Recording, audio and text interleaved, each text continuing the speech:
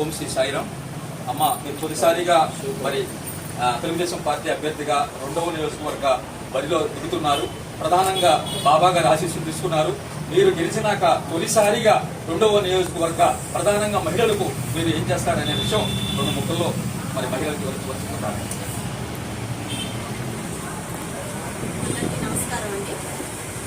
ఈరోజు మన గుంటూరు పశ్చిమ నియోజకవర్గాన్ని తీసుకుంటే అత్యధికంగా మహిళలే ఉన్నారు. మహిళలకు ఎప్పుడు పెద్దపీట వేసేది తెలుగుదేశం ప్రభుత్వం. అలాగే ఒక మహిళగా నేను ఈరోజు గుంటూరు పశ్చిమ నియోజకవర్గం నుంచి నుంచుంటున్నాను.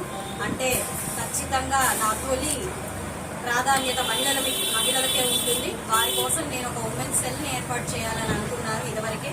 అయితే దాంట్లో అంశాలుగా వారు న్యాయపరమైన కానివ్వండి, లేదంటే వ్యాపారపరమైన కానివ్వండి, ఇంకేదైనా ఆరోగ్యపరమైన కానివ్వండి, ఎలాంటి సమస్యలనైనా వారు అందులో ఒక్క మెసేజ్ వారు అందిస్తే నేను త్రుటిలో వారి దగ్గరకు వచ్చి ఆ సమస్యను పరిష్కరించే దిశగా నా పనితీరు ఉంటూ ఉంది. అలాంటి ఒక ఉమెన్ సెల్ని మన గుంటూరు పశ్చిమ నియోజకవర్గంలో ఏర్పాటు చేయబోతూ ఉన్నాను.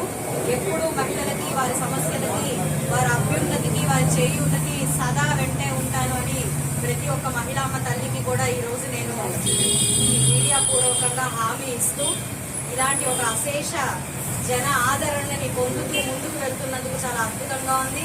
అలాగే ఈరోజు సాయినాథ్ మీ ఆశీర్వాదాలను పొంది అన్నదాన కార్యక్రమంలో పాల్గొంటున్నందుకు ఇది ఒక అదృష్టంగా భావిస్తూ ఇలాంటి ఒక అవకాశం ఇచ్చిన పెద్దలందరికీ పేరు పేరున కృతజ్ఞత చెప్పుకుంటున్నాను.